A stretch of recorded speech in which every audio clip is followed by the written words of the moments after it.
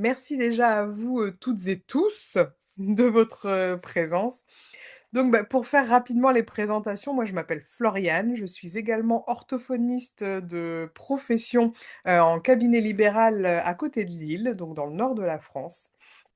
Et aussi l'une des 3 cofondatrices, du logiciel Orthofinance. Donc comment en fait, rapidement, est née Orthofinance? Et ben, c'est parce qu'il y a quelques années, alors, voilà, on va le dire, hein, il y a 10 ans, il y a un peu plus de 10 ans maintenant, en fait, j'étais à votre place et j'allais être diplômée et je regardais un petit peu. J'étais sur les groupes Facebook et cetera et je me disais: «Ah là là, je suis prête à rentrer, dans le métier, à être une bonne orthophoniste et cetera. J'ai toutes les clés qu'il me faut». Mais par contre, m'installer en libéral et devenir mon propre chef d'entreprise, mais ça me fait, tellement, mais tellement peur. J'ai pas été, préparée, à ça, d'autant plus que j'ai triché, je suis partie faire mes études, en Belgique. Donc pas du tout préparée à ça. J Et en regardant donc sur les groupes Facebook, je voyais pas mal de collègues qui parlaient, voilà, qui discutaient avec leurs messages de la fameuse régularisation, que ça les angoissait, que ça leur faisait peur. On voyait des sommes assez astronomiques leur être, réclamées, généralement à cette période-ci, hein, de l'année, pour nous au niveau du mois de mai et juin. Et ça m'angoissait parce que, bah, voilà, étudiant, on n'a pas beaucoup de revenus, on va débuter notre vie, enfin, je pense que je suis un peu comme la majorité, on s'est fait aider par, les parents, on avait des jobs étudiants et cetera. Voilà, je n'avais pas 10 000 € malheureusement qui dormaient sur un compte et si jamais on me les demandait et ben, je ne voulais pas refaire un crédit pour, voilà, payer, l'URSSAF, et ma caisse de retraite. Donc je voulais vraiment, j'avais vraiment à cœur de mettre le nez dans mes finances du cabinet, de les comprendre et de les gérer correctement. Et donc j'en ai parlé à Aurélien, donc qui est, un autre cofondateur, d'Orthofinance, mais également, mon mari dans la vie. Donc je lui ai dit: «Bah, voilà, mes inquiétudes, qu'est-ce qu'on pourrait faire pour que je puisse compter vraiment au mieux et ne pas avoir à te réclamer de l'argent dans quelques mois, pour payer mes charges?» Et donc il m'a fait un fichier Excel énorme où je devais rentrer mes séances par patient, semaine par semaine et qui m'indiquait finalement, bah, combien je pouvais de manière, vraiment sûre et certain, garder pour moi, un peu vulgairement dire, dans ma poche et aller faire ma vie perso avec et combien je devais mettre de côté pour mes futures charges. Donc qui allaient m'être, réclamées, dans le futur et bah, on a fonctionné, voilà comme ça, pendant 1, 2 ans et finalement et ben, mes charges, quand on m'a réclamé ma régularisation, donc moi j'ai eu 15 000 € par exemple de régularisation à payer et donc là c'est quand ils vous demandent la régule, c'est tout de suite maintenant, hein. C'est il faut pas traîner. Ils considèrent qu'ils vous ont déjà assez aidé, dans le passé et donc beh, j'étais bien contente que le fichier, Excel ait fonctionné et que j'ai cet argent, je l'avais mis de côté. Donc ça, j'étais bien contente. On a continué comme ça et j'ai jamais eu de soucis. Pourtant, mon activité a pas mal varié. J'ai déménagé plusieurs fois de cabinet, j'ai fait un congé, maternité également. Donc il y a quand même eu des fluctuations, dans mon activité, mais je me suis jamais retrouvée embêtée et je finissais en fait par ne plus trop comprendre, les remarques des collègues sur les réseaux sociaux qui me disaient: «Mais moi, je suis en galère, je ne sais pas combien ils vont me réclamer, je ne sais pas pourquoi je paye ça» et cetera. Alors que moi, ça me paraissait limpide. Mais bon, je me dis: «OK, voilà, je ne vais rien dire et cetera. Je vais continuer de mener ma barque» et donc après moi, je suis devenue maître de stage, donc pour les écoles d'orthophonie de Lille et d'Amiens et je montrais mon fichier Excel, à mes, 4 et 5A parce que quand vous venez en stage avec moi, au cabinet, j'ai aussi à cœur de vous montrer, eh ben, comment fonctionne un logiciel de télétrans, comment on fait la compta du cabinet. C'est vraiment, voilà, l'aspect, rééducation, mais aussi chef d'entreprise. Je vois vraiment ça comme un tout. Donc je forme mes étudiants, à ça et à chaque fois donc elles, parce que j'ai eu que des filles, eh beh, elles étaient mais fascinées par ce fichier. Elles disaient: «Mais c'est mon angoisse, ça m'aiderait tellement, est-ce que tu peux le partager?» et cetera. Donc voilà, je le partageais volontiers, mais alors, bah, c'est un fichier avec des formules qui se renvoyaient de partout. Quand il y a quelqu'un qui effaçait quelque chose, c'était la galère. Les pourcentages de prélèvement de l'URSSAF, de la caisse de retraite changent tous les ans. Donc il fallait mettre le fichier régulièrement à jour et cetera Et puis bon voilà, un jour finalement, on s'est, lancés donc avec Aurélien et également avec Gabriel, donc le 3e cofondateur qui est ingénieur, comme Aurélien donc de profession et on s'est dit: «Bah allez, on fait un logiciel et comme ça, bah, on pourra le partager, au plus, grand nombre et à ceux qui en ressentent, le besoin».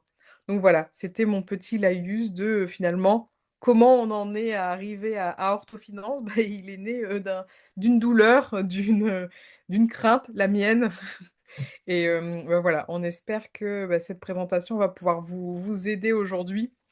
Donc là, pour vous les étudiants, ça va s'axer, plutôt en 2 temps. Là, je vais redonner la parole à Aurélien qui va, lui, de son côté, plutôt vous présenter, mais les finances d'un cabinet libéral. Qu'est-ce que c'est? Comment ça fonctionne? Qu'est-ce que c'est la régularisation et cetera? Et ensuite, moi, je referai une apparition pour, bah, vous présenter le logiciel Orthofinance et vous montrer, bah, comment il s'intègre, tout ça dans la gestion, de votre, cabinet et la gestion des finances. Pendant qu'Aurélien fait sa présentation, je vais gérer le chat. N'hésitez pas à, poser vos questions. Il n'y a pas de bêtes questions, surtout en finance. Si vous n'avez pas compris, quelqu'un d'autre n'a forcément pas compris quelque chose. Il y a parfois, voilà, c'est quand même assez obscur, donc n'hésitez pas surtout à poser des questions et comme ça, ben, moi, soit j'interromps, Aurélien, au moment opportun ou alors on reprendra tout, un petit peu plus tard à la fin mais nous répondrons vraiment à toutes les questions. Mais voilà, n'hésitez pas à les poser ou à faire, vos remarques, dans le chat, je regarde tout, pendant qu'Aurélien fait sa présentation. Ok, bah merci Floriane. Est-ce qu'on De m'entend bien? rien. Oui, parfait. On m'entend bien. Hop, alors juste mettre ça là, comme ça on aura les petites têtes. Mince, en fait, il nous décale complètement. Bon, il a décidé de m'embêter. Bah, c'est toi qu'on voit, Flo Flo. C'est toi qu'on voit. Bon, c'est pas grave, c'est moi qu'on entendra, on voit plus rien. Bon, allez, j'y vais. Donc, comment gérer un cabinet libéral? Comme Florian le disait, eh bien, en tant que professionnel de santé, vous êtes des futurs chefs d'entreprise. Donc, c'est intéressant de savoir comment gérer une entreprise pour bien gérer son cabinet libéral. Alors, premièrement, quel est le régime juridique des professionnels de santé? Alors ça, généralement, vous allez être en entreprise individuelle, ce qu'on appelle entrepreneur individuel. Alors, vous voyez, j'ai été voir sur société.com. J'ai tapé le nom de Floriane et j'ai trouvé qu'elle est entrepreneur individuel. Donc ça, c'est un point important parce qu'Orthofinance, ça s'adresse aux personnes qui sont en entrepreneur individuel. C'est quand même 99% des professionnels de santé, ils sont dans ce régime-là. Donc si vous ne savez pas dans quel régime vous êtes sûrement en entreprise individuelle. Mais vous pourriez faire beaucoup plus compliqué. On pourrait avoir, en fait, tous ces régimes-là. Ce qu'on voit le plus souvent aussi, c'est les solars, là par exemple, ou les solasus. Mais bon, franchement, c'est une complexité quand même assez terrible pour finalement pas un gain très intéressant. Donc souvent, vous allez être en entreprise individuelle. Alors vous êtes seul dans le sens où c'est votre entreprise et vous êtes la seule personne dans cette entreprise. Ça ne nous empêche pas de travailler dans une maison de santé ou à plusieurs dans le même cabinet, mais du point de vue des impôts et juridiquement, bah, vous êtes tout seul dans votre entreprise. Donc, ça, c'est le premier point à savoir, c'est déjà, a priori, vous serez en entreprise individuelle. Vous ne pouvez pas être en auto-entreprise, par contre, hein. Ce serait le cas aussi pour des gens, par exemple, qui sont diététiciens, psychologues, etc. Mais pour les professions libérales réglementées, conventionnées avec la Sécu, c'est pas possible. Là, on est forcément en entreprise individuelle. Alors ensuite, justement, comment créer cette entreprise individuelle? Donc ça, c'est ce qui va vous arriver à votre installation. Donc après l'obtention de votre diplôme, quelques mois après, en fonction de votre calendrier, vous aurez ces démarches-là à faire. Alors je vais vous les détailler parce que c'est toujours assez intéressant. Premièrement, vous allez devoir contacter l'ARS, l'Agence régionale de santé, qui vont vous donner un numéro RPPS. En gros, c'est votre numéro de pro de santé. Et aussi l'autorisation d'exercer, parce que la profession est réglementée. Donc il faut une augmentation, une autorisation pour exercer. Ça dure à peu près 3 semaines. Ensuite, vous allez voir la CPAM, la Caisse primaire d'assurance maladie, qui va vous inscrire en tant que pro de santé. Ça, c'est pourquoi c'est important, c'est parce que c'est eux qui vont vous donner vos sous. Donc, si vous n'êtes pas inscrit à la CPAM, vous ne pouvez pas être payé. Et ils vont vous donner votre carte CPS. Donc, ça, c'est la carte qui permet de faire la facturation, notamment la télétransmission des actes. Ensuite, vous allez aller à l'INPI. Alors l'INPI, c'est l'Institut national de la propriété intellectuelle. Alors, ça, c'est les brevets à la base, mais maintenant, ils s'occupent aussi de tout ce qui est les démarches d'entreprise. Donc, c'est là où vous allez ouvrir votre entreprise individuelle. Normalement, ils vont se mettre en rapport avec l'URSSAF et la Carpimco, mais ce n'est pas toujours le cas, donc il faudra bien le vérifier de votre côté. Mais l'URSSAF et la Carpimco, ce sont deux organismes de protection sociale qui vont être là pour collecter vos cotisations. Donc les cotisations pour financer votre protection sociale, on verra ça après. L'URSSAF, c'est la protection sociale de manière générale, et la Carpimco, c'est spécifiquement la retraite et la prévoyance. Ensuite, une fois que tout ça est fait, il faudra souscrire des assurances. Alors, tout ce qui est responsabilité civile, si quelqu'un se casse une jambe dans votre cabinet, ben, pour pas devoir lui rendre de l'argent, c'est l'assurance qui va payer les soins, les frais, etc. Il faut une responsabilité civile. Une prévoyance si vous êtes malade ou une protection juridique en cas de contentieux. Une fois que vous avez fait ça, vous pouvez ouvrir votre compte bancaire, qui sont généralement des comptes à usage professionnel. Il faut se méfier parce que les banques, dès qu'on met professionnel, elles font x2, x3 sur le prix. Il faut essayer de trouver des comptes bancaires professionnels pas trop chers si possible. Alors, quand faire les démarches? Alors, tout ce qui est ARS, CPAM et INPI, il faut le faire aussi vite que possible parce qu'il y a des délais. Normalement, une fois que les démarches sont faites à l'INPI, ça va déclencher automatiquement l'URSSAF et la Carpinco. Avec des choses intéressantes, à l'URSSAF, dès que vous commencez, dès que votre entreprise est créée, vous êtes affilié. Affilié, ça veut dire que vous commencez à devoir des cotisations. Vous ne les payez pas forcément tout de suite, mais vous devez de l'argent. Donc ça vaut pas le coup de créer son cabinet si vous vous dites, ben moi je vais le créer, mais je vais travailler dans 3 mois. Ben c'est pas très intéressant parce que vous allez en fait devoir de l'argent à l'URSSAF alors que vous ne gagnez pas de sous. Donc généralement, il vaut mieux s'affilier, faire toutes ces démarches-là assez proches de la date d'ouverture du cabinet. Et enfin, au niveau de la Carpimco, eux, ils ont une affiliation qui est différée, c'est-à-dire qu'ils vous affilient toujours au trimestre suivant. Si par exemple, vous démarrez, vous faites toutes ces démarches-là, vous démarrez en août, et en fait, vous serez affilié au trimestre d'après, donc le trimestre après août, c'est septembre. Voilà, pardon, non, c'est octobre. Octobre, ce sera le dernier trimestre. Donc ça, il y a des petites astuces pour savoir quand optimiser sa date de démarrage avec ça, on va le voir après. Et ensuite, il faut aller voir les banques et les assurances. Ça, il n'y a pas besoin de le faire trop en amont parce que de toute façon, ils sont très contents de vous ouvrir des comptes et des assurances. Donc, ils sont hyper rapides quand il s'agit de prendre votre argent. Donc, ça, il n'y a pas besoin d'anticiper de manière très compliquée. Alors, justement, comment on va optimiser sa date d'affiliation? Alors, au niveau de la l'URSSAF, il n'y a rien à faire, mais il y a des choses à faire au niveau de la Carpimco. Alors, pourquoi? Parce que dès que vous êtes affilié, bah, vous commencez à payer, même si vous gagnez rien. Ça, c'est le concept. Alors, il y a payer, il y a devoir dans le futur. Ça, c'est aussi des choses, vous commencez à devoir des cotisations. Donc, généralement, ce qu'on dit, c'est qu'il faut s'affilier en fait un mois avant le début, juste pour que les démarches soient faites. Ça, c'est un premier point. Donc, si vous savez que vous démarrez le 1er septembre, il faut lancer les démarches, on va dire, en début août. Et les dates, globalement, c'est... Ah oui, vous aurez accès aux diapos, vous inquiétez pas, il y aura même le replay. Donc, vous aurez tout, hein. Même si vous avez du mal à tout noter, vous inquiétez pas, vous pourrez revoir la vidéo à volonté. Souvent, le mieux, c'est de commencer avant le 1er juillet. Bon, alors ça, c'est pas facile parce que si on commence avant le 1er juillet, il faut quand même avoir son diplôme, etc. Donc, c'est pas le plus simple. Sinon, quand vous vous affiliez après le 1er octobre, ça, c'est sympa parce que comme vous êtes affilié au trimestre d'après avec la Carpimco, si vous commencez après le 1er octobre, vous êtes affilié à l'année d'après. Ce qui fait que vous économisez 3 mois de cotisation de Carpimco, ce qui est toujours assez sympa, et vous évitez plein d'erreurs de proratisation dans l'estimation des cotisations qu'ils font. Donc moi, la plupart des catastrophes que je vois financières, en tout cas avec les abonnés qui sont en début d'activité, c'est des erreurs qui sont faites côté Carpimco parce qu'ils se trompent en fait dans le calcul du bénéfice estimé. Donc si vous souhaitez commencer après le 1er octobre, bah, c'est très bien. Ça va vous simplifier la vie. Si vous voulez commencer avant, il faut être un petit peu plus vigilant et bien comprendre comment fonctionnent les cotisations. Donc ça, dans Orthofinance, il y a plein de choses qui expliquent. Parce que vous êtes clairement sujet à avoir des erreurs de calcul de la Carpinco si c'est fait avant le 1er octobre.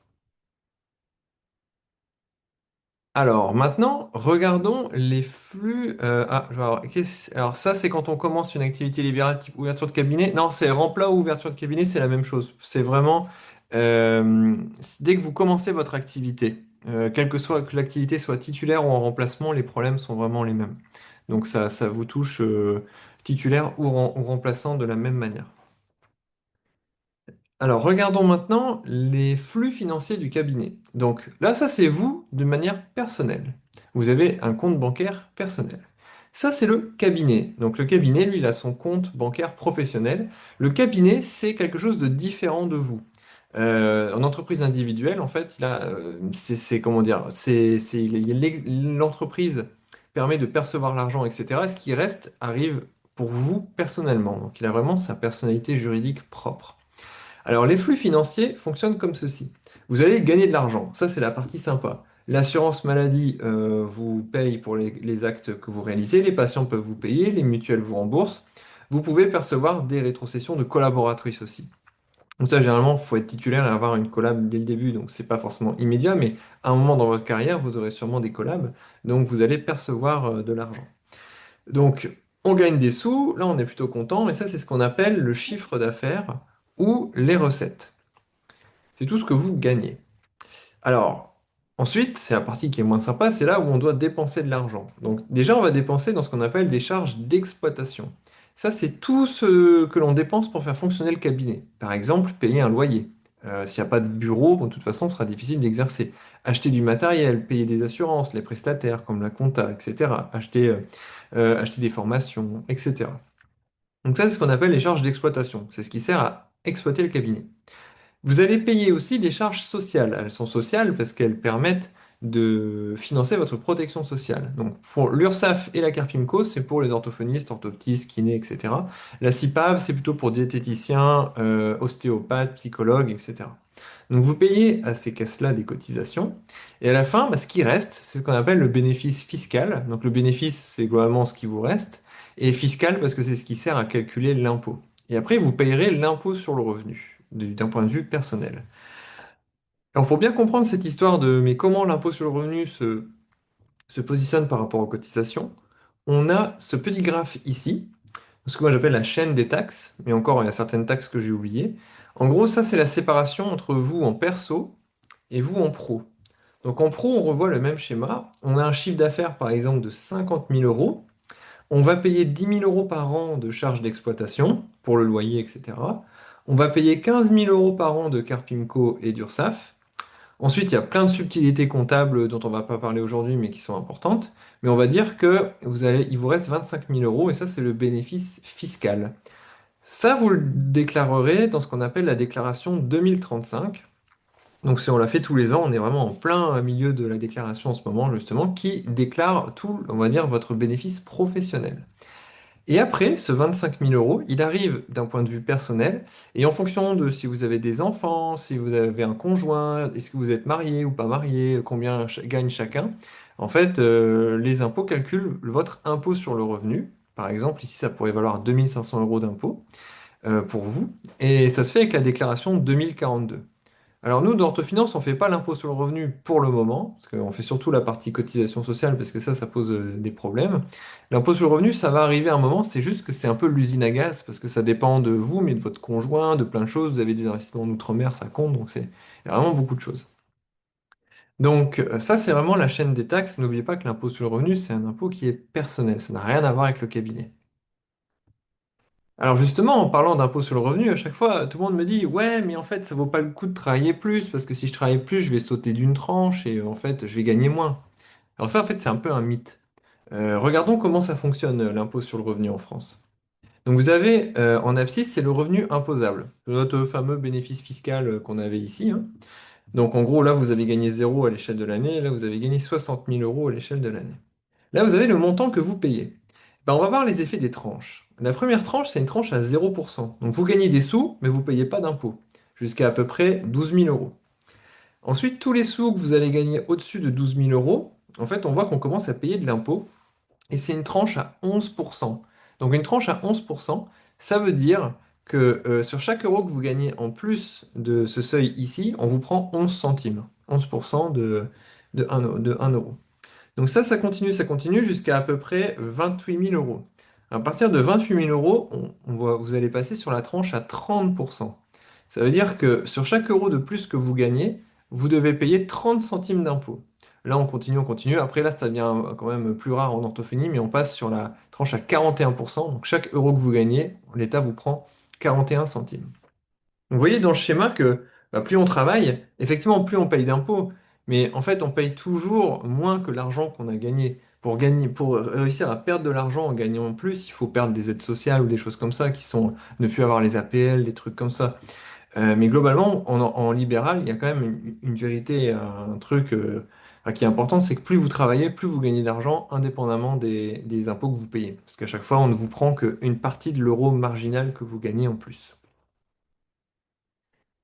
Alors ensuite, URSSAF et Carpinco. Voilà deux gros mots, mais vous allez en entendre beaucoup parler.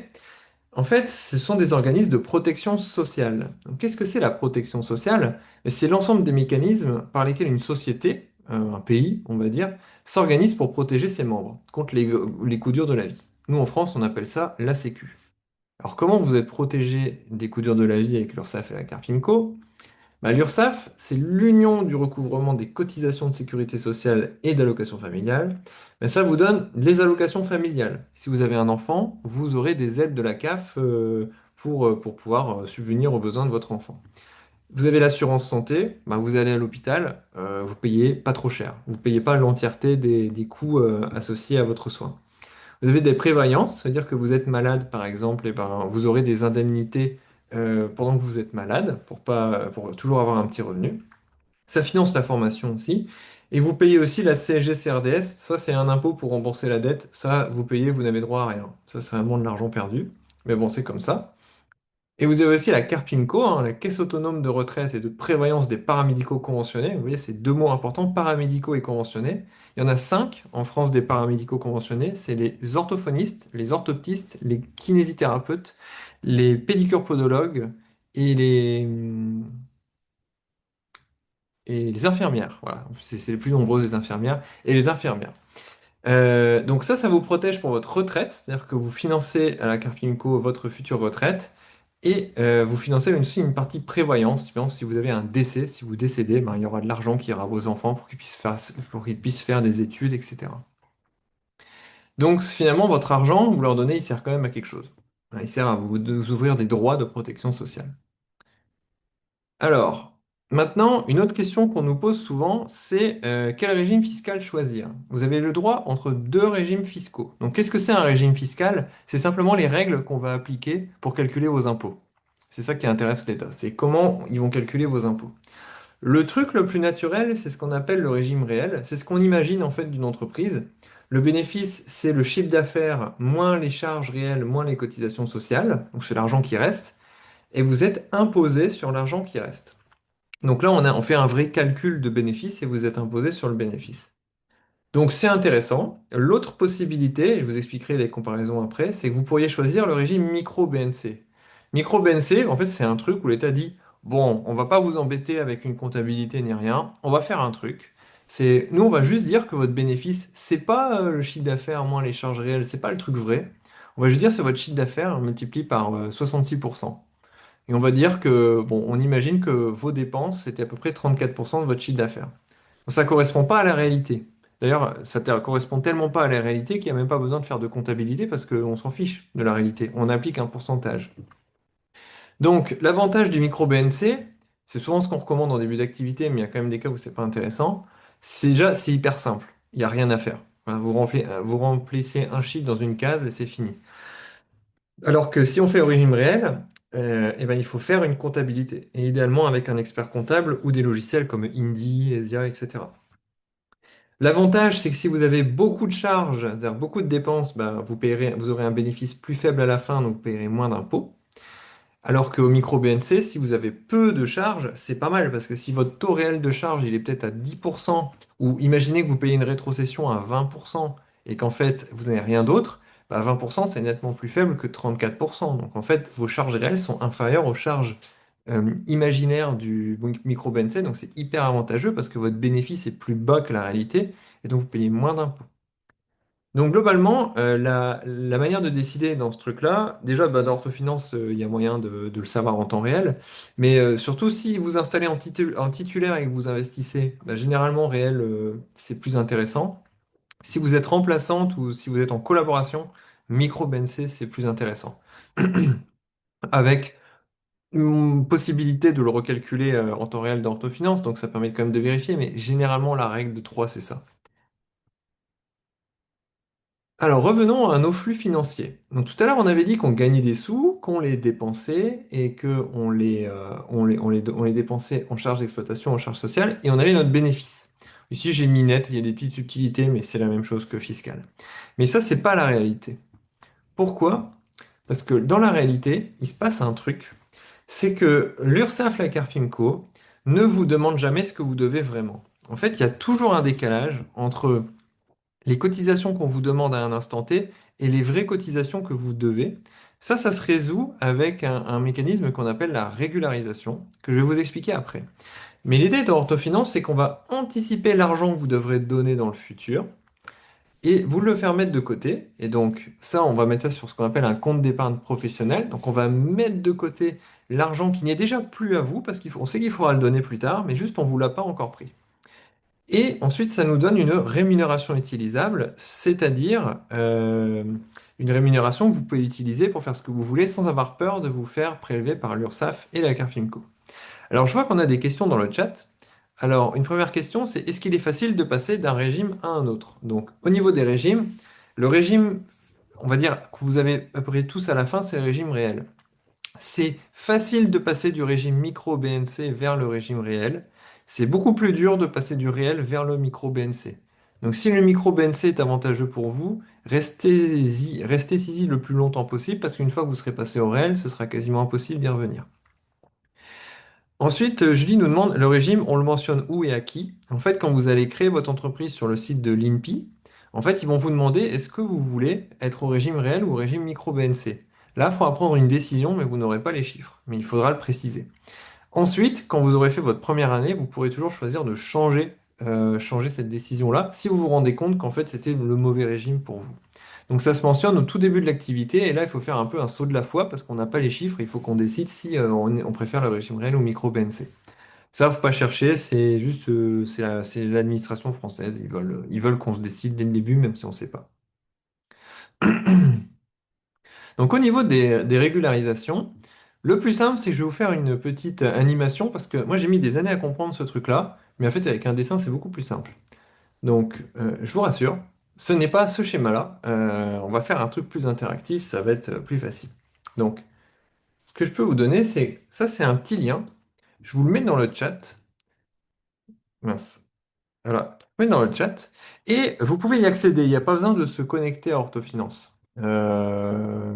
Par contre, moi, ce que je comprends pas, c'est que est-ce que vous voyez bien, est-ce que vous voyez la slide Orthofinance ou est-ce que vous voyez Non, le... non, c'est bon, on voit le site, on voit ton ordinateur. D'accord, parce que moi de mon côté, je vois pas le truc.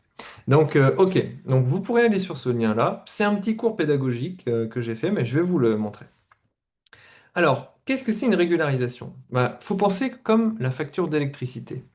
Imaginez que, ça c'est une année, chaque mois EDF vous prélève 75 euros d'électricité. Il vous prélève cet argent-là. Mais vous ne consommez jamais 75 euros précisément d'électricité. Quand c'est l'hiver, vous consommez beaucoup parce qu'il faut chauffer. Par contre, en été, pas besoin parce que vous n'êtes même pas là. Donc, vous débranchez vos appareils ou alors vous avez une clim, mais vous allez consommer généralement un petit peu moins. Eh ben, vous voyez que la différence entre le violet, qui est la consommation réelle ici, et le vert, qui est la consommation, on va dire, estimée, il y a une différence parce que vous avez ici une consommation qui est beaucoup plus élevée que la partie de droite. Donc la différence entre ce qui est réellement dû, ce qui est vraiment consommé, et la partie prélevée, bah, c'est ça, c'est 192 euros. Donc là, ça, 192 euros, c'est une régularisation. C'est la différence entre la réalité, qui est en violet ici, et les prélèvements qui sont basés sur une consommation estimée. Donc c'est vraiment juste ça une régularisation, c'est qu'en fait on nous prend de l'argent et à un moment on vous demande juste de payer la note, quoi. Donc ça, c'est la régularisation classique. Il y a une petite subtilité, c'est que cette régularisation, quand est-ce qu'on la paye? Eh bien, on la paye toujours l'année d'après. C'est-à-dire que ces 492 euros, il faudrait idéalement les mettre de côté chaque mois et on les paierait l'année suivante. Donc, on a ici le même graphe, on voit en fait le prélèvement réel. Le prélèvement réel que vous avez, c'est plutôt ça. C'est-à-dire que vous continuez à avoir une consommation réelle avec le violet. Vous avez des prélèvements qui sont en vert. Mais vos prélèvements sont constitués de deux sources, en fait. Le vert, c'est l'estimé de l'année, et le jaune, c'est la régularisation de l'année dernière. Donc typiquement, en fait, la régularisation qu'on avait ici, elle n'est pas payée pendant l'année, elle est payée un an après. Sous cette forme-là, elle est payée au deuxième semestre habituellement pour les cotisations. Donc ça, c'est un point quand même important à savoir, c'est quand vous payez de l'argent à l'URSSAF et la Carpinco, c'est toujours la somme d'une estimation pour l'année en cours et d'une régularisation qui vient de l'année dernière. Donc maintenant, regardons quand on met tout bout à bout. Alors quand on met tout bout à bout, ça ressemble à ce graphe. Et alors ça, moi, j'avais jamais réussi à trouver un truc qui m'explique l'URSSAF et la Carpinco comme ça, donc je l'ai fait parce que franchement, je trouve qu'on comprend beaucoup mieux avec un schéma. Mais sur ce graphe-là, vous avez 3 années. Donc là, l'année 1, l'année 2, l'année 3, chacune avec leur couleur spécifique. Elles sont divisées en deux semestres. Donc A1, S1, c'est année 1, semestre 1. A3, S1, c'est l'année 3, semestre 1. Ce que vous voyez dans les petites barres colorées, ça, c'est les prélèvements. Donc c'est ce qui vous prélève, c'est ce qui vous demande.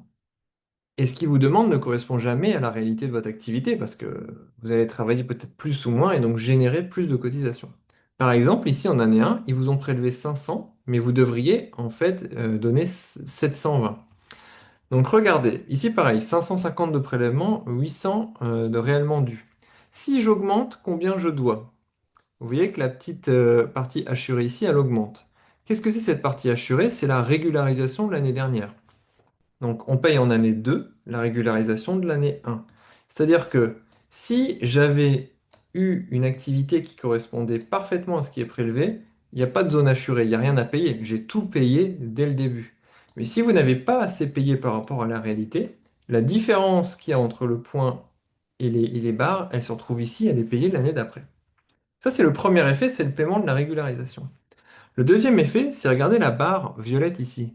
Quand je l'augmente, la barre monte aussi. Quand je le diminue, la barre diminue.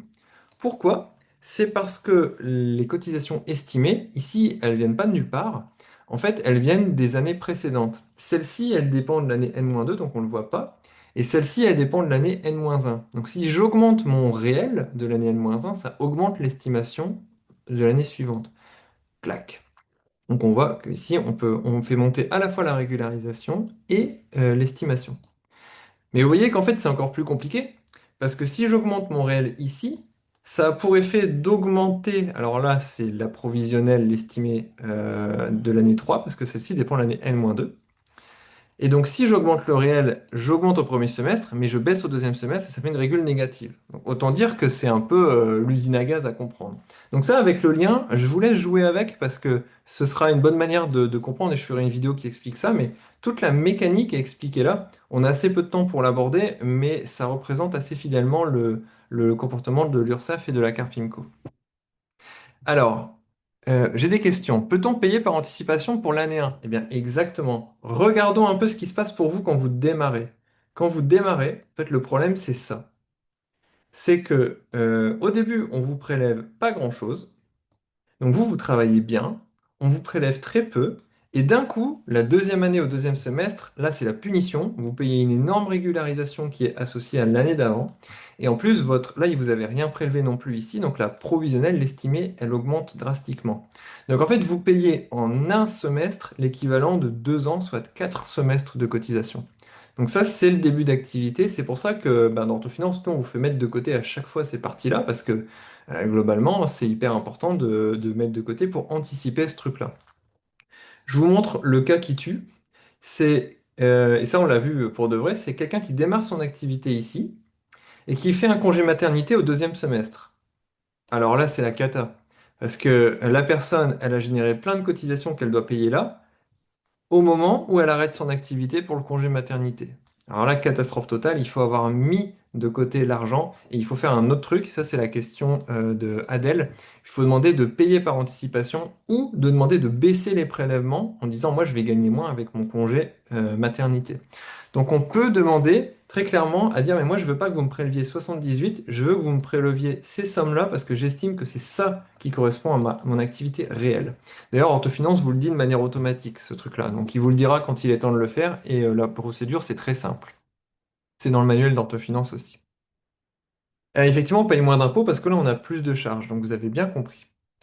Ensuite, quand on débute une activité, ils n'ont pas l'année N-1. Donc, ils se basent sur une estimation forfaitaire, c'est-à-dire ils prennent un montant de 7 000 euros. Voilà, c'est fait soi-disant pour vous aider. C'est pas mal parce que vous êtes peu prélevé, mais ils prennent juste un montant arbitraire. Vous pouvez leur dire, prenez pas ce montant arbitraire, prenez le montant que je vous donne, qui est, je pense, plus que vous avez estimé, qui est probablement meilleur que leur montant arbitraire. Donc, Zoé, pareil, s'il n'y a pas d'année précédente, bah, c'est une valeur qui prennent de 7 000 euros à peu près. Et alors, Gabin, pourquoi quand on augmente la provisionnelle A1S1, ça augmente la régule A2S2 et pas A2S1? Alors, ouais, c'est hyper intéressant. Pourquoi, en fait, quand on fait ça, ici, ça joue pas sur S1, ça joue que sur S2? C'est super simple. C'est qu'en fait, votre vrai revenu ici de l'année 1, il n'est connu par les caisses qu'au deuxième semestre. Parce qu'on fait la déclaration de revenus en mai. Et tout ce mécanisme ne se déclenche qu'à partir de juillet. Donc en gros, sur le premier semestre, ils n'ont aucune connaissance de l'année dernière, ils ne connaissent que l'année N-2, et il n'y a qu'au deuxième semestre où ils finissent par connaître vraiment ce qu'il y a eu l'année dernière. Donc c'est ça, hein, s'ils connaissaient votre revenu en temps réel, il n'y aurait jamais de souci, parce qu'en gros, ils pourraient adapter à tout instant. Bah, c'est ce que fait Orthofinance. Au final, Orthofinance, il regarde ce que vous faites à tout instant, et il anticipe cette différence. Donc voilà l'usine à gaz des régularisations. Vous pourrez rejouer avec le simulateur si vous voulez, c'est gratuit, il n'y a pas besoin de se connecter, mais ça pourra vous donner quand même des petits éléments de compréhension. Je pense que si vous comprenez ça, vous avez tout compris, hein. Oui, quand on est en remplacement, le forfait arbitraire, c'est le même. En fait, concrètement, le remplacement, ça change rien, si ce n'est peut-être 40 euros de cotisation à la Carpinco. Ça change vraiment rien. Que vous soyez remplaçante ou titulaire ou en collaboration, du point de vue de la Carpinco, c'est vraiment la même chose. Donc, il y a très peu de différence du point de vue des cotisations entre le remplacement et un exercice normal. Donc, moi, je vous dirais de considérer qu'il n'y en a même aucune, tellement elles sont minimes. Alors, Et Aurélien, tu as encore une question juste au-dessus ah de oui. Myriam sur le congé mat, si pas de remplaçant et que le cabinet bah, ne tourne pas du tout, est-ce qu'on paye quand même toutes ces charges? Ah bah, c'est hyper intéressant aussi. Donc en fait, la partie rouge, il faudra la payer. Ça, c'est obligatoire. La petite partie rouge ici, on va la remettre là. La petite partie rouge, elle est à payer parce qu'en fait, elle est due. C'est comme votre électricité. Même si vous avez payé que 40 euros par mois, si à la fin vous avez consommé 80 euros par mois, bon bah faut le donner. Parce que ça, la régularisation, c'est l'argent qu'on doit vraiment. Par contre, ça, sur le violet, on peut jouer. Parce que vous pouvez tout à fait dire à l'URSSAF et à Carpimco, non mais attendez, moi je suis en congé maternité, je vais pas avoir le bénéfice de l'année dernière, je vais gagner 2 fois moins. Donc s'il vous plaît, vous prenez là les cotisations que vous me demandez, vous les divisez par deux. Comme ça, a priori, vous payez que la partie qui est relative au premier semestre, et comme vous savez que vous gagnerez rien là, ils ne vous demandent pas de payer en plus. Donc ça, c'est quelque chose que vous pouvez faire avec la déclaration de revenus estimés. Je pense que pour quelqu'un qui fait un congé maternité, c'est indispensable de faire ça. Sinon, il faut avoir un patrimoine, enfin une épargne énorme pour s'en sortir. Et finalement, vous donnez de l'argent à la Carpinco et à l'URSSAF qui vous rendront que dans un an. Donc franchement, moi, ça me fait pas rêver comme deal. Donc vraiment, il faut faire cette déclaration pour leur dire que vous allez gagner moins. Enfin, parmi nos abonnés, on voit que ceux qui font ça, ils s'en sortent vraiment beaucoup mieux ensuite pour faire leur congé maternité. Alors, donc, bah, qu'est-ce que c'est Orthofinance? Parce qu'on en arrive donc voilà, comment justement toutes ces explications de gestion du cabinet, bah, comment on peut un peu automatiser ça dans Orthofinance? Bah, c'est un logiciel qui permet aux paramédicaux en libéral hein, de déterminer leur rémunération réellement utilisable à la fin du mois. C'est-à-dire en ayant anticipé ce qu'on voit là, c'est-à-dire que votre bénéfice, en fait, il serait basé sur des charges à 363, mais en réalité, il vaut mieux se baser sur un bénéfice où les charges sont nettement plus élevées. Donc ça anticipe le fait qu'il faudra payer plus tard.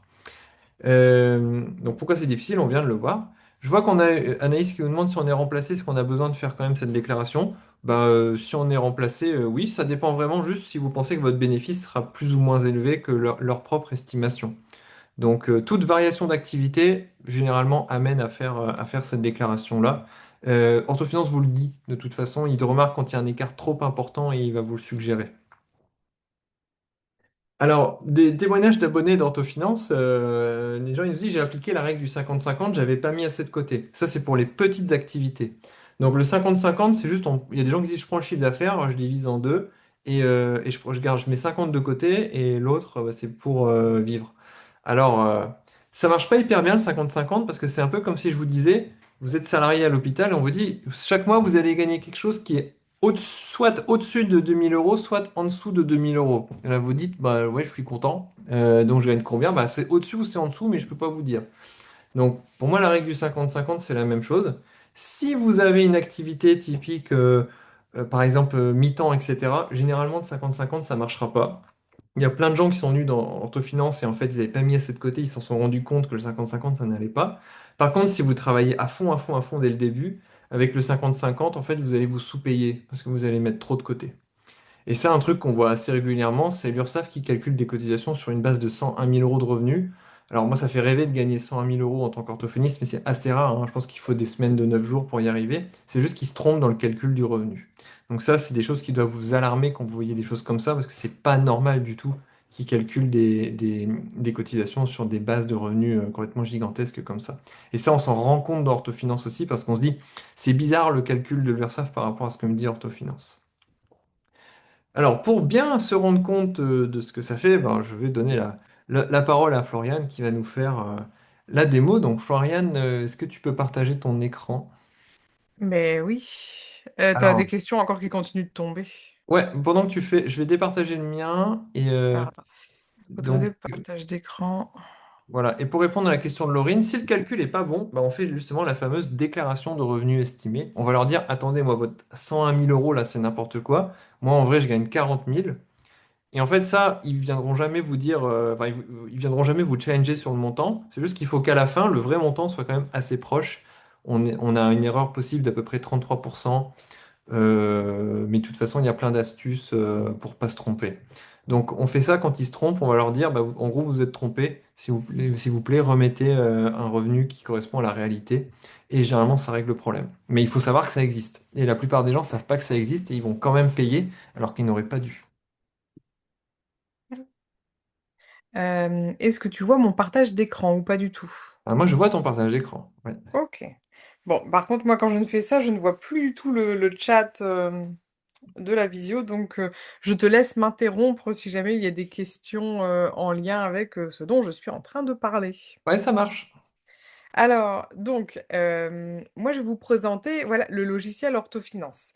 Alors, finalement, la grosse question à laquelle on va répondre, c'est concernant les professionnels de santé qui travaillent en libéral, pouvoir déterminer combien vous gagnez vraiment. Donc là, on vous a mis une petite illustration de ce qu'il y a sur le site et que je vais aller vous expliquer tout de suite après. Alors, à savoir, vous pouvez tester le logiciel gratuitement. Donc en vous inscrivant directement sur le site, vous avez le droit à 3 calculs offerts. Ça vous permet soit de faire, des petites simulations, soit, beh, de faire, 3 mois, gratuitement et ensuite de démarrer votre abonnement. Ça vous permet de tester si l'interface, vous plaît, voilà, de voir un petit peu ce que c'est. Ce qu'on veut dans Orthofinance, alors c'est un peu vous prendre par la main, mais c'est aussi vraiment vous expliquer et que vous puissiez comprendre, le fonctionnement financier de votre cabinet et que vous repreniez la main sur, vos finances. Donc généralement, alors nous on est 3 à avoir créé Orthofinance et on est 3 à le faire tourner. Donc quand vous envoyez un mail, quand, vous communiquez avec nous, sur les réseaux, c'est forcément avec l'un de nous. C'est pas un conseiller sur lequel vous allez tomber et vous devez réexpliquer la situation depuis le début. On vous connaît donc voilà. Donc on essaye de suivre aussi, nos utilisateurs et donc on organise régulièrement des webinaires. Donc moi, ce que je fais, c'est que j'organise, bah, des webinaires de démonstration, un petit peu comme je vais faire là avec vous, ce soir, donc sur les réseaux sociaux, mais aussi, bah, pour nos abonnés, on fait parfois des webinaires à thème et chaque mois, je remplis aussi mon orthofinance, en direct, avec les utilisateurs. Donc parfois, bah, il y en a qui remplissent le leur, en même temps que moi. Comme ça, s'il y a des questions eh bien, je suis là pour répondre et je le re remplis aussi en live, directement, c'est retransmis en live sur Instagram. Donc, nous, nos 3 points, c'est, ben voilà, vous pouvez anticiper vos régularisations chaque mois. Donc notre but, c'est vraiment d'anticiper vos régularisations, donc URSSAF, Carpinco, voilà, les différentes caisses de retraite, de visualiser votre rémunération réelle du mois. Alors attendez, je vois que ma caméra n'est pas en route, mais alors pour la récupérer, zoup. C'est ça. Hop, par contre, Miss, tu peux te décaler, s'il te plaît? J'ai une lecture. Ah bah voilà, va lire à l'autre bout du lit, merci. Voilà. Hop, problème technique.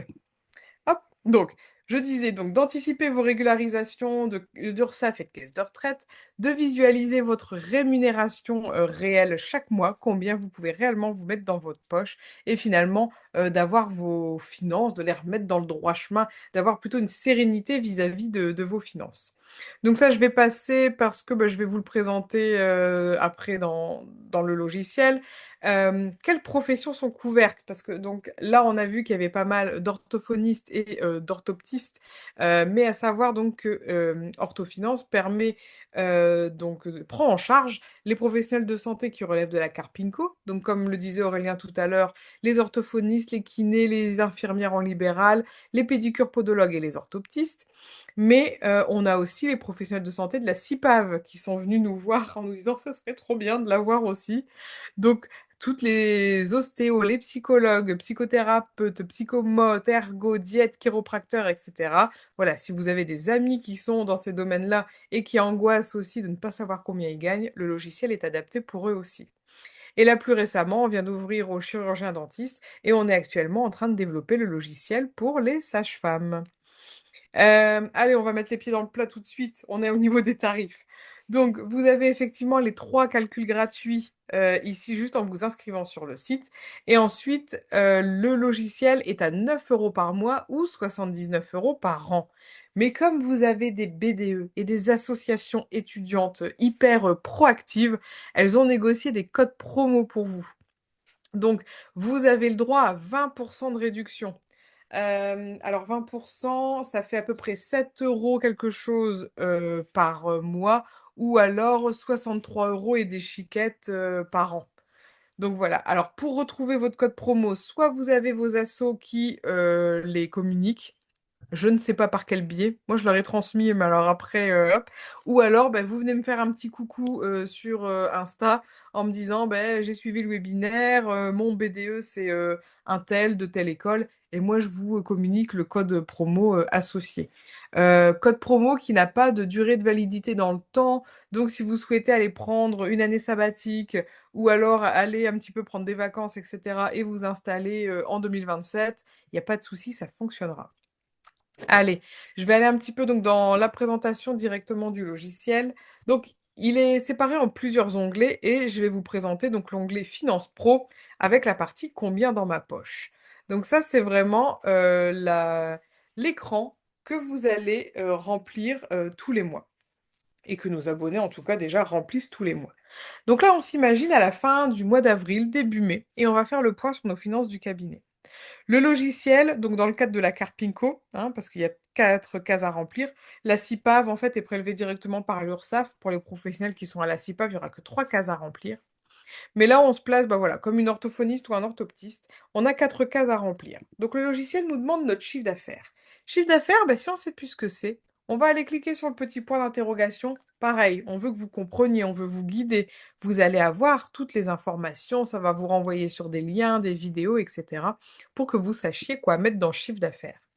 Pas de surprise, dans le chiffre d'affaires, c'est finalement tout l'argent qui est rentré sur le cabinet, tous les paiements que vous allez recevoir bah, des patients, des sécurités sociales, des mutuelles, etc. Donc tout ce qui tombe sur le cabinet, ça rentre dans votre chiffre d'affaires. Attention, où allons-nous chercher ces chiffres-là? Parce qu'on ne les sort pas comme ça de notre chapeau. Il faut aller les chercher sur votre relevé bancaire. Ou alors, si vous utilisez un robot comptable, donc type Indy, Lara ou Esia ou d'autres, vous allez, le chercher sur votre robot comptable qui lui a tout simplement pompé, les infos de votre, compte bancaire et les a réintégrées sur son site. Pourquoi on va chercher sur les infos sur le compte bancaire et pas sur notre logiciel de télétrans?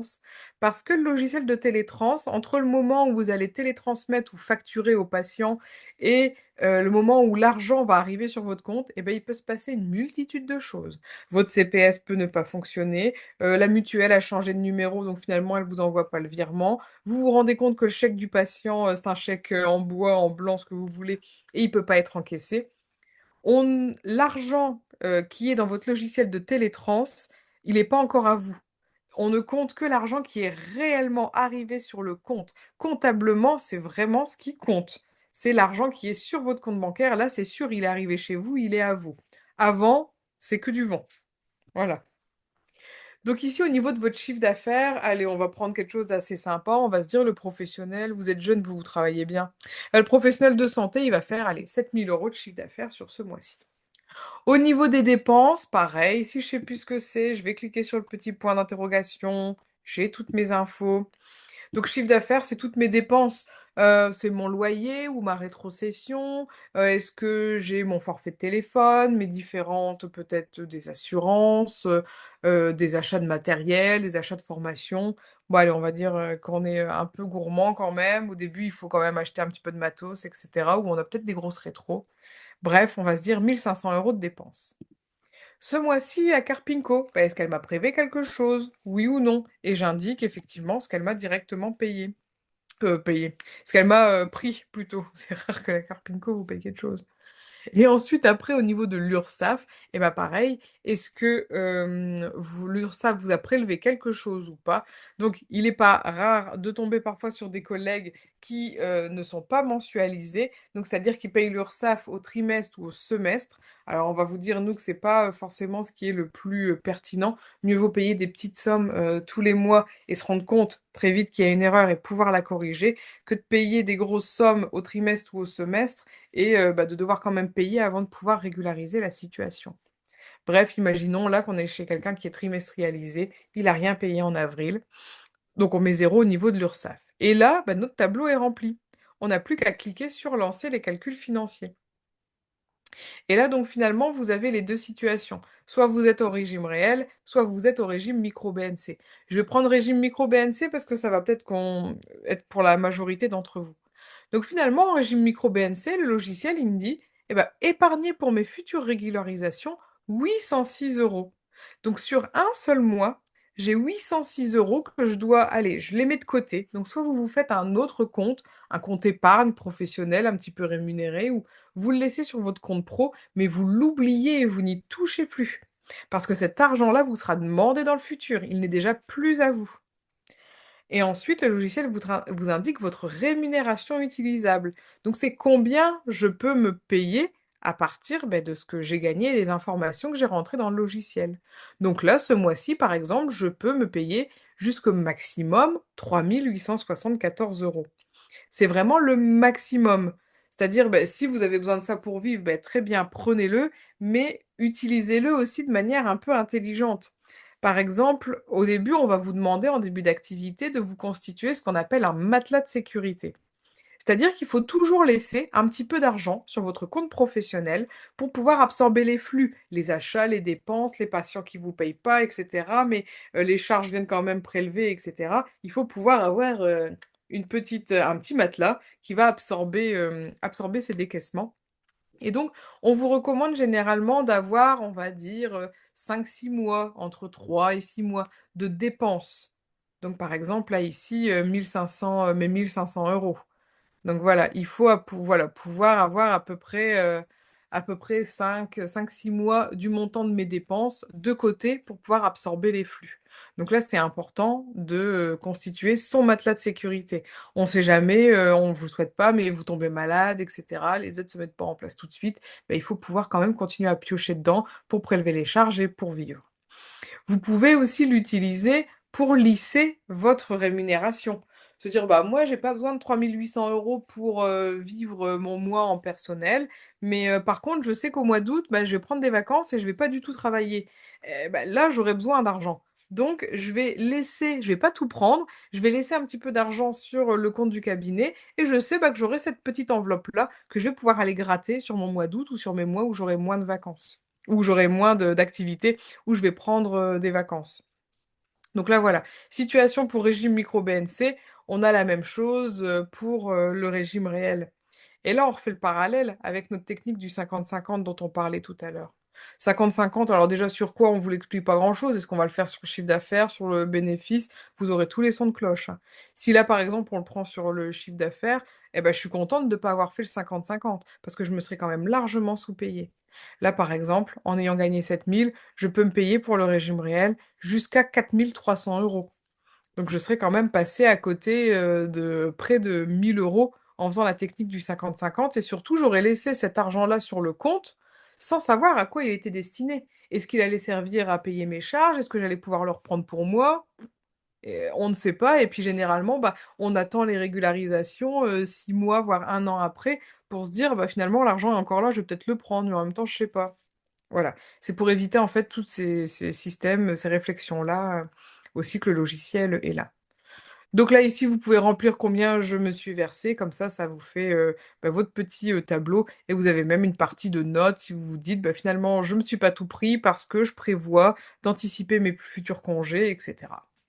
Donc ça, mes utilisateurs les plus jeunes, quand on en parle, ils me disent ah, la vue mensuelle, franchement, c'est le banger d'orthofinance. Donc, voilà, c'est vraiment la chose que vous allez remplir à chaque fois, c'est vraiment le cœur du logiciel. Donc ça, c'est pour la vue mensuelle. Ensuite, vous avez la vue annuelle. Et donc là, vous avez un tableau qui reprend toutes les cases bah, que vous avez remplies. Donc là, la simulation qu'on vient de faire ensemble. Et là, bah, vous avez bah, par exemple mes 3 premiers mois. Et c'est la vie réelle d'un cabinet.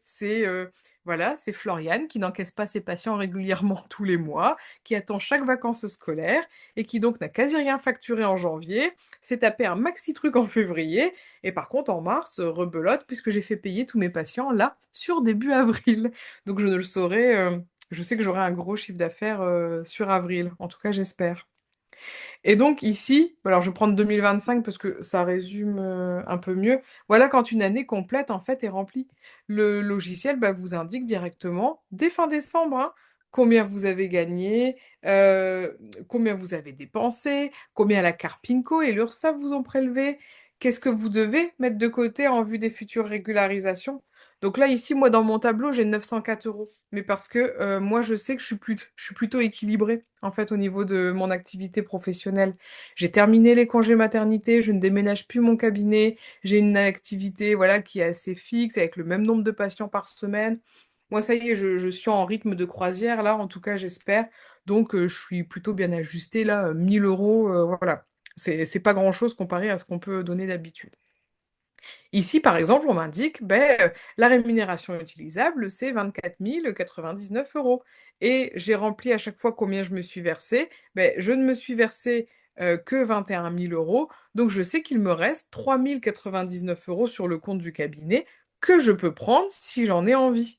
Donc, soit vous êtes content, vous avez bien géré et ça vous fait votre 13e mois. Mais moi, je savais que je facture à l'arrache. Donc, je savais qu'en janvier, j'allais pas avoir grand-chose. Donc j'ai laissé ça sur le compte du cabinet pour pouvoir après me prélever correctement et me verser un salaire plutôt au mois de janvier. Donc voilà, vraiment c'est adaptable à votre situation, c'est pour ça qu'a été conçu le logiciel. Alors attention, Orthofinance, ce n'est pas un logiciel comptable. On ne certifie pas, on n'établit pas de comptabilité. On est vraiment plutôt une aide à la gestion des finances au quotidien, aux conseils, aux ajustements, aux optimisations. Hop, par exemple, donc là, c'est vraiment le tableau synthétique, mais si vraiment on veut aller dans le détail, hop, vous pouvez aller tout cocher au niveau des champs intermédiaires là et vous avez vraiment toutes les lignes comptables qui existent pour ceux qui veulent creuser, aller voir des choses dans le détail, un peu mieux comprendre, et cetera. Mais bon, ici, voilà, on simplifie et on ne vous montre que l'essentiel. Hmm. Alors, Donc ça, Florian, c'est vrai. Oui. on a plein de questions, mais je peux pas Ah! répondre dans le chat. Est-ce que tu Ah, peux avancer sur ton truc et après on répond aux questions du chat, mais je pense qu'on en discutera avec vous parce qu'il y a des questions que j'ai du mal à comprendre. ouais, OK. Donc j'avance encore un peu, mais ouais, on prendra le temps pour les questions. Je bascule sur la vue d'ensemble. J'essaie d'aller vite parce que ça fait déjà 1 heure que je vous tiens la jambe. Au niveau donc là, on a fait une page avec des graphiques. Donc par exemple ici, vous avez un petit tableau qui reprend votre aperçu de 2026. Donc là, le logiciel me fait une moyenne mensuelle, au cumulé à combien j'en suis et finalement il me projette aussi, bah, ma situation. Si je continue à faire ça toute l'année, voilà à peu près où je vais tomber, où je vais arriver. Il me prévoit aussi, bah, au niveau de l'URSSAF, de la Carpinco, est-ce que je leur dois de l'argent? Est-ce que c'est eux qui m'en doivent? Et cetera. Donc ça vous permet aussi visuellement de voir ça. Le petit graphique en fonction de mon chiffre d'affaires, la rémunération, combien je me suis versé. C'est là qu'on voit si je suis un panier percé ou pas. Attendez le graphique du dessous. Et là, le petit graphique intéressant, c'est celui du réel ou du micro BNC. En fonction de vos chiffres, le logiciel va vous dire ben, quelle situation pour toi est la plus avantageuse fiscalement. Donc là, pour moi, c'est le réel. Et alors, je vais vous prendre, hop, 2025, parce que 2025, c'est une année clôturée. Il y a une condition au micro BNC, c'est de ne pas déplacer un plafond de chiffre d'affaires de 77 700 euros. On voit que pour l'année dernière, je remplis cette condition. Je suis éligible au micro BNC puisque j'ai gagné 52 000 et quelques, donc je suis inférieur à ce plafond. Mais alors, j'aime à dire parce que ça fait rire Aurélien parce qu'il le sait, comme je suis un panier percé, mais en vrai, je dépense énormément. Mais alors voilà, dans la réalité, c'est que je suis titulaire de mon cabinet, avec collaborateurs, et cetera. C'est moi qui m'occupe des dépenses d'énergie, d'électricité, d'achat de matériel, tout ça. Donc, je dépense trop et en fait, l'abattement du micro BNC est pas intéressant pour moi. La situation fiscale la plus intéressante pour moi, c'est de passer au réel, même si j'atteins pas le plafond. Donc là, le logiciel, en fonction de vos chiffres, va vous dire quelle situation est la plus intéressante pour vous. Pareil ici, on a le graphique, en fait, avec les charges, les dépenses, et cetera, vos charges sociales, les différentes prévoyances mutuelles, les prêts auto si vous en avez, enfin les locations, et cetera. Donc ça permet de voir à quel mois j'ai un peu plus dépensé, là où j'ai serré un peu plus les robinets, et cetera. Et aussi, on a la petite roue des versements personnels. Donc, c'est le chiffre de tout à l'heure. Je pouvais me verser un petit peu plus de 24 000 euros. Je me suis versé que 21. C'est mes histoires de 3 000 euros là qui restaient. Finalement, je me suis versé 87% de l'argent qui était disponible cette année. Mais ça, voilà, c'était mon choix pour anticiper 2025. Donc, si on regarde après dans la partie pro, je vais pas trop rentrer dans le détail. Je vous laisserai aussi regarder un petit peu, chercher, etc. Vous avez toute une partie sur les appels de cotisation, sur le solde de sécurité et des parties de saisie avancée. Donc vraiment, on vous demande, pour être au plus juste dans nos calculs, de nous apporter toutes les informations nécessaires à votre cabinet. Donc par exemple, si vous achetez un ordinateur, enfin si vous faites des achats à plus de 600 euros, toutes taxes comprises, ou enfin, supérieur à 500 euros hors taxes, un ordinateur, un téléphone, une tablette pour le câble, d'autres matériaux, enfin que sais-je, et il faut l'amortir, donc ça, il faut le rentrer dans Orthofinance. Si vous faites un prêt pro, il faut le remplir également. Si vous avez des prévoyances, des mutuelles ou des PER que vous prenez, il faut les remplir dans Orthofinance parce que en fonction de leur déductibilité, s'ils sont Madelin ou pas, il y a des réintégrations qui sont prises en compte et ça, le logiciel va le faire automatiquement pour vous. Donc c'est important de les noter. Et attention, comme ils sont rentrés là et que le logiciel va les gérer pour vous, ça, ce sont des montants que je retire tous les mois de mes dépenses. Parce que certes, ils sont affichés dans les dépenses de mon cabinet, mais comme ils ont déjà leur propre contrat et qui sont gérés par le logiciel, il faut que je les retire pour pas les compter deux fois. Ça, c'est la petite astuce. Pareil, si vous avez une location, LOA-LDD, il faut le rentrer. Indemnité kilométrique, alors pour, orthophoniste, orthoptiste, c'est pas significatif. À la base, on l'a rajouté à la demande des infirmières qui font plusieurs centaines, voire milliers de kilomètres par mois. Donc là, ça commence à avoir un impact sur, leur comptabilité. Pour terminer sur la partie pro, je parle des paramètres et puis après peut-être qu'on fait un petit point sur les questions. Hmm. Donc au niveau des paramètres, le logiciel de base vous met une marge de sécurité à 10%. C'est-à-dire qu'il vous fait mettre un petit peu plus de côté que prévu dans une vision voilà, de sécurité. Mieux vaut en mettre un petit peu trop de côté que pas assez. Pourquoi? Pour éviter finalement, compenser, j'ai envie de dire, d'éventuelles erreurs de saisie. Si vous voulez aussi forcer, vous, un petit peu plus à l'épargne, sans que ça soit trop douloureux, vous pouvez booster ce pourcentage en allant jusque 20%. Mais, on a aussi eu finalement des demandes, d'utilisation de logiciels pour, les professionnels de santé qui partent travailler dans les DOM-TOM. Mais donc quand ils partent travailler, donc voilà, on a pas mal de personnes en Guadeloupe, à La Réunion et cetera. En plus d'avoir le soleil, ils ont des exonérations au niveau de l'URSSAF. Donc voilà, c'est le doublé gagnant. Et donc, pour que le logiciel soit un peu plus adapté à leur situation, eux, on va leur conseiller d'aller mettre le pourcentage ici à 0. Ici, on a aussi le taux de revenu non conventionnel. Donc, cette case-là est en train d'être revue actuellement à la demande de nos utilisateurs. Donc, c'est-à-dire les revenus non conventionnels. Donc, si vous faites du hors nomenclature, si vous donnez des formations, si vous vendez du matériel que vous créez, tout l'argent finalement qui va arriver sur votre cabinet mais qui n'est pas dû de la rééducation de patients, eh ben ça, c'est plus taxé par l'URSSAF. Donc ça, il faut le prendre en compte et donc venir calculer le pourcentage et le mettre ici. Mais comme je disais, c'est en train d'être revu pour que ce soit un montant à remplir en euros et directement dans les vues mensuelles. Parce qu'on a par exemple en orthophonie des collègues qui sont régulateurs au niveau de la PCO. Et donc les revenus qu'on reçoit tous les mois de par notre régularisation passent en revenus non conventionnés. Donc voilà déjà pour la partie pro, je vais revenir vous voir. Je sais pas si tu veux me faire un petit un petit résumé des questions plutôt que je Ouais, remonte ouais, tout. je vais répondre aux questions.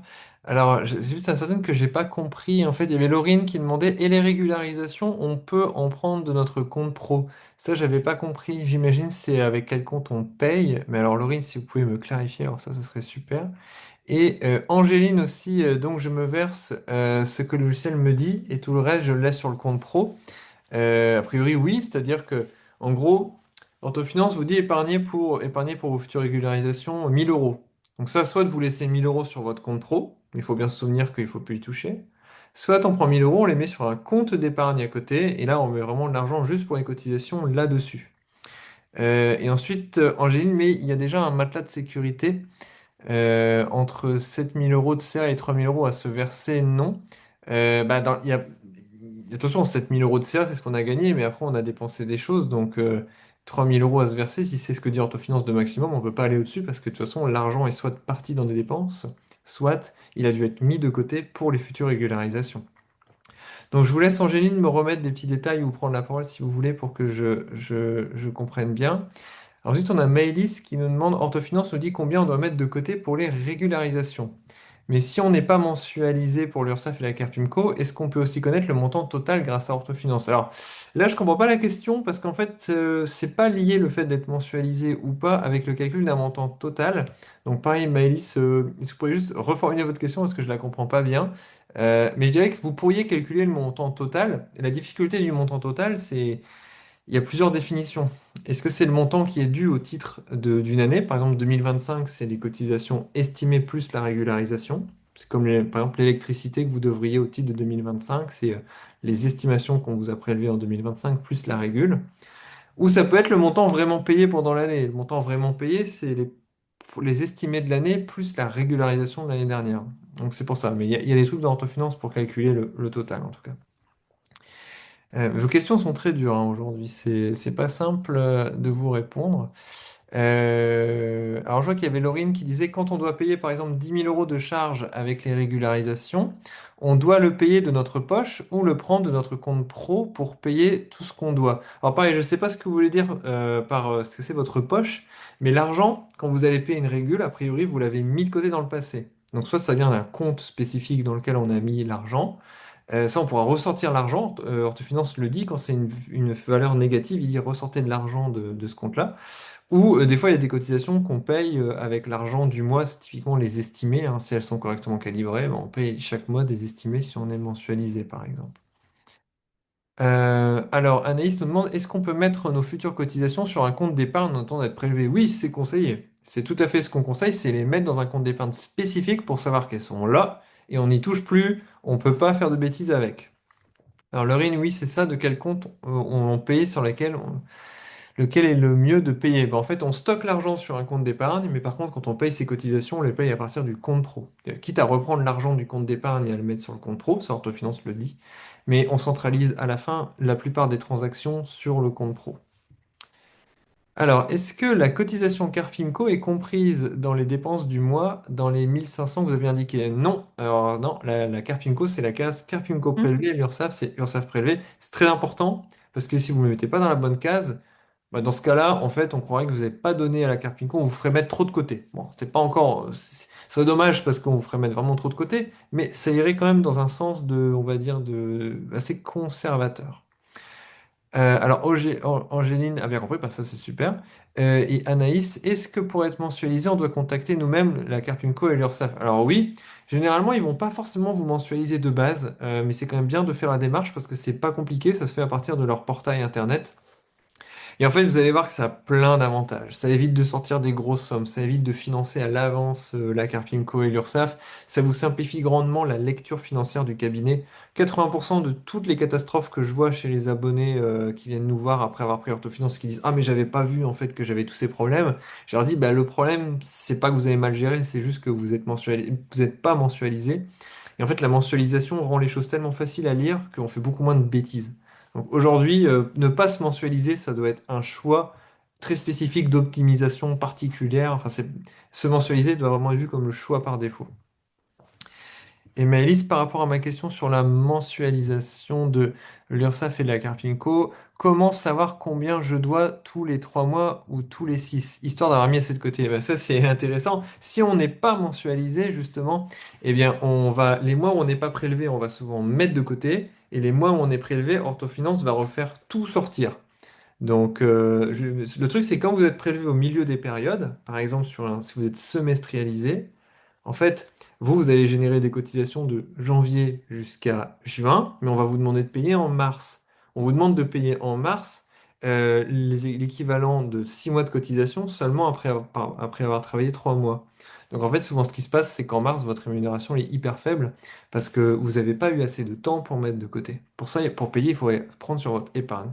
C'est aussi pour ça qu'on décourage très fortement le fait de ne pas être mensualisé parce que ça revient à financer la Carpinco avec votre argent au détriment de votre rémunération. Ça, c'est vraiment pas idéal. C'est un jeu à faire quand on a vraiment déjà de l'argent, le fait de ne pas être mensualisé. Et je vois aussi Alice, au vu du montant de charges sociales, est-ce que ça vaut le coup de faire 2-3 mois de remplacement cette année si on se destine ensuite à un exercice en salariat en 1er janvier 2027? Ça dépend de l'intensité de travail durant le remplacement, mais c'est vrai que globalement, imaginez à la Carpimco que vous travaillez 3 ou 12 mois, ils vous demanderont 4 000 € de cotisation forfaitaire, quoi qu'il se passe. Donc déjà, pour les amortir, c'est compliqué. Donc du libéral qu'on ferait un peu en à-coup, c'est souvent pas conseillé. C'est comme une activité à temps partiel, moins de 2 jours par semaine, c'est pas conseillé. Parce que vous allez juste travailler pour payer des charges, mais vous n'allez pas avoir de rentabilité du cabinet. Donc, le libéral, ça n'est intéressant que si on a au minimum 3 jours par semaine et généralement pour amortir tous les frais, il vaut mieux travailler 4 voire 5 jours par semaine. Donc, je veux pas vous décourager du remplacement parce que à la fin, il y a peut-être plus de sous à gagner. C'est une expérience aussi, donc c'est pas uniquement financier comme approche. Mais disons que vous allez payer une CFE, allez 400-500 €, que vous restiez un mois ou 12 mois dans le cabinet, ça changera. CFE, c'est la cotisation foncière des entreprises. C'est un impôt que vous payez, que j'ai pas mentionné, qui est un impôt local. Donc voilà, Alice, faut un peu se méfier de ça. Si vous le faites, il faut hyper bien calibrer ou avoir un objectif extra-financier pour le faire, parce que du point de vue financier, ce sera probablement pas hyper intéressant. Je casse des rêves, je suis un peu désolé, mais voilà. Et ensuite, on a Maëlys. Autre question, les 20% de réduction sont valables sur la première année d'installation. Bon, alors les 20%, c'est valable sur la première année d'abonnement, on va dire. Mais vous pourrez très bien vous installer, pas prendre les 20%, le prendre l'année d'après. C'est un code qui vous offre 20% sur une année d'utilisation du logiciel. Sachant que Et vous puis pouvez après, l'utiliser quand vous voulez. pour ceux qui cherchent bien, il y a des codes parfois qui tournent sur les réseaux. Ouais. Donc, je vois qu'on est arrivé au bout des questions. Si jamais j'ai pas réussi à répondre à votre question, n'hésitez pas à me le remettre dans le chat hein, et je referai une petite passe. Sinon, Floriane, mais si tu veux, je te rends la main, sachant qu'il est déjà 15, donc je propose qu'on passe à la conclusion. Je presse un peu le pas parce que j'ai encore plein de trucs trop intéressants à montrer. Et j'ai Gepetto qui s'est affolé là sur Insta en me disant «Oh, les étudiants viennent vers nous» et on est encore en tractation avec Gepetto. Vous allez plus vite que nous, mais rassurez-vous, on va mettre en place le code promo. Tchouk tchouk tchouk. Allez, je dois repartager mon truc. Hmm, Partage d'écran, c'est reparti. Allez, je fais zoup. Vite fait, la petite partie pour aller plus loin. Donc, je vais pas trop dans le détail parce que enfin tout le monde a envie d'y aller après. Vous avez, bah, voilà, le simulateur de cotisation, le comprendre les régularisations, ce qu'Aurélien vous a mis tout à l'heure, des petites choses comme ça en plus. Ici, par exemple, alors c'est quand même intéressant ça, c'est que, bah, en fonction des chiffres que vous allez rentrer dans le logiciel et que vous allez recevoir dans vos feuilles et cetera, le logiciel va vous dire, il va vous donner la tête que va avoir votre feuille, de Carpinco et d'Urssaf qu'on va recevoir là pour nous, en mai, juin, 2026. Donc ça vous permet aussi de comparer, et de ne pas avoir de surprises. Nous, notre mot-clé, c'est vraiment l'anticipation. Alors, vous avez aussi des simulateurs thématiques. Très intéressant, le simulateur d'achat de véhicules. Donc, en fonction des données du véhicule, donc de son prix d'achat, si c'est une essence hybride, électrique, de sa puissance, chevaux fiscaux, émissions de CO2, etc. Bref, de plein d'informations que vous retrouvez soit sur la carte grise, soit sur le devis du véhicule lorsque vous souhaitez l'acheter. Le logiciel va vous dire, est-ce qu'il est plus intéressant d'aller acheter ce véhicule en personnel ou en professionnel?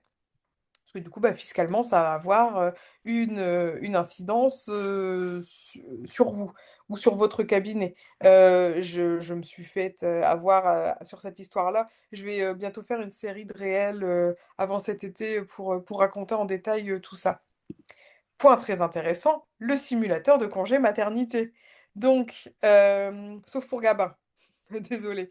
Mais, donc là, vous avez la petite vidéo, explicative et finalement, bah, quand vous allez avoir un projet, de congé maternité et ben, on va vous demander de faire tout un grand inventaire, de vos finances, que ce soit en pro, en perso et cetera. Est-ce que vous allez être remplacé ou pas? Et le logiciel va vous dire si le montant idéal à avoir pour pouvoir vivre un congé maternité sereinement. Donc ça vous permettra, bah, de savoir si vous avez assez mis de côté ou pas et en fonction, bah, de l'arrivée de votre projet, hein, on choisit pas toujours, mais si vous savez que vous c'est plus tard, que le bébé n'est pas encore en route et que vous avez du temps, mais qu'il vous manque de l'argent et bah, vous vous dites: «Ah bah, sur ma rémunération utilisable, là je vais garder un petit peu plus de côté, comme je sais que j'ai un congé maternité, qui va arriver». Donc ça, simulateur aussi très utile pour pas, se retrouver un petit peu coincé. Et aussi très important, le simulateur de chèques vacances. En tant que chef d'entreprise, vous avez le droit d'acheter des chèques vacances, pour votre utilisation personnelle. Et donc, bah, en fonction du montant que vous souhaitez prendre et de votre tranche de taux d'imposition, ça va vous apporter certaines économies. Donc là, si par exemple, je prends 1 000 € de réduction pour, quelqu'un qui a une tranche marginale à 30, ça va vous faire des économies de cotisations sociales. Oui, vous allez les acheter avec le cabinet, donc il va y avoir une baisse de votre bénéfice. Donc vous allez payer moins d'URSSAF et moins de Carpinco du fait d'avoir acheté des chèques vacances. Là, on est à l'économie maximale, 83,68 €. Mais ça va aussi vous apporter des économies en impôt sur le revenu si vous en payez. Et là, dans ce cas-là, on est à 300 € d'économie. Donc finalement, mes 1 000 € de chèque vacances, toute économie déduite, ne m'auront réellement coûté que 616,32 €. Et bah, si vous voulez après des idées de dépenses de chèque vacances, alors là, je suis, au taquet. Billets de SNCF, billets d'avion, resto, club sportif, parfois salle de spectacle et cetera, allez-y, faites-vous plaisir, hein. Donc voilà en gros pour la partie aller plus loin et les différents simulateurs. Au niveau de l'aide, donc comme je vous dis, on vous laisse pas vraiment, sans rien. Vous pouvez nous contacter sur les réseaux sociaux, on sera là pour vous répondre. Donc on a Instagram, on a un groupe Facebook qui fonctionne en mode, forum. Vous les retrouvez là ici en bas du site. On a aussi une page TikTok, c'est pas ma génération, je ne désespère pas de percer sur TikTok, mais en ce moment, c'est pas encore le cas, mais, préparez-vous. Donc voilà, les réseaux sociaux, si jamais il y a une question, vous pouvez nous contacter par mail. Et si jamais, bah, voilà, par exemple, vous avez une question sur la compréhension des résultats, il y a quelque chose que vous comprenez pas, hop, vous allez choisir cette section-là. On va vous montrer une vidéo. On va, si ça vous aide toujours pas, vous dire: «Bah, regardez, il y a peut-être des articles qui sont intéressants, pour vous, allez les consulter, ça va peut-être répondre à votre problématique». Si ça marche toujours pas, vous pouvez nous envoyer un mail et si ça va vraiment pas et que ça nécessite, eh ben, une visio, vous pouvez prendre rendez-vous avec nous et là, on vous renvoie directement vers notre calendrier où vous pouvez, bah, venir réserver, voilà, des visios, avec nous. Zoop, dans cette partie aide, on a également, bah, le manuel utilisateur. C'est les articles vers lesquels parfois on vous renvoie pour, mieux comprendre. Et ben là, c'est une petite mine d'or concernant Orthofinance. Toute l'utilisation du logiciel, mais aussi toutes les explications, financières, comment ça marche, qu'est-ce que c'est un bénéfice super brut, un net, un fiscal. Vraiment pour tout comprendre, utiliser les simulateurs, heu voilà, vérifier l'alias fiscal, qu'est-ce que c'est? Bah, les cotisations d'outre-mer, de l'ACRE et cetera, pour ceux qui vont l'avoir.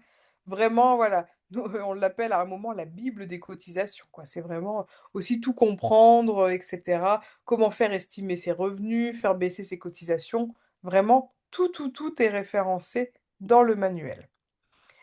Donc ça, c'était tout bon pour la partie aide et là, bah, c'est là où vous avez cliqué, hein, participer à un webinaire. Donc là, c'était le webinaire d'aujourd'hui. Il y en a un autre pour les étudiants si vous voulez faire passer le message aux copains qui n'ont pas pu venir. Ça sera le 20 mai et si jamais vous voulez qu'on organise, d'autres dates en fonction de vos mémoires, vous nous le dites. Ça sera avec plaisir qu'on calera ça en fonction de nos emplois du temps respectifs. Dernière partie classique, la partie profil, donc avec votre, compte. C'est là où vous gérez, bah, votre compte d'orthofinance, et votre abonnement. Donc les tarifs, on en a déjà parlé. Orthofinance, voilà, vous aide à, comprendre les finances de votre cabinet. Il est déductible de votre comptabilité, hein. On édite les factures et cetera, donc vous pouvez tout à fait le faire passer dans la compta, du cabinet. Alors, Ensuite ça veut dire quand on tout déduit, c'est comme s'il revient à moitié prix en fait. Parce qu'on ouais, enlève 25% d'URSSAF Carpimco et on va dire 20-30% d'impôt sur le revenu. Donc c'est pas exactement. négligeable. Il faut le passer dans la compta. Oui. Et donc après, quand vous vous êtes abonné, vous avez accès au programme de parrainage. Donc, soit vous vous générez un lien, soit vous choisissez, soit vous laissez le logiciel en générer un pour vous. Et qu'est-ce que ça apporte? Donc, aux personnes que vous parrainez, eux, ils vont avoir 10 de réduction sur leur, abonnement. Et vous, à chaque fois que vous parrainez quelqu'un, vous allez avoir un mois offert. Donc, après on déclenche des petits cadeaux, toutes les 10 utilisations. Donc par exemple, à 10 utilisations, nous on vous offre le logiciel pendant 1 an finalement. Et puis après, au-delà de 20 à 20, vous avez Orthofinance gratuit à vie. Alors là, vous nous avez sur le dos jusqu'à la fin et après 20 utilisations du code promo, vous passez, dans un programme ambassadeur où il y a des avantages, un peu plus intéressants. Et voilà, je crois que j'ai fini, ma présentation.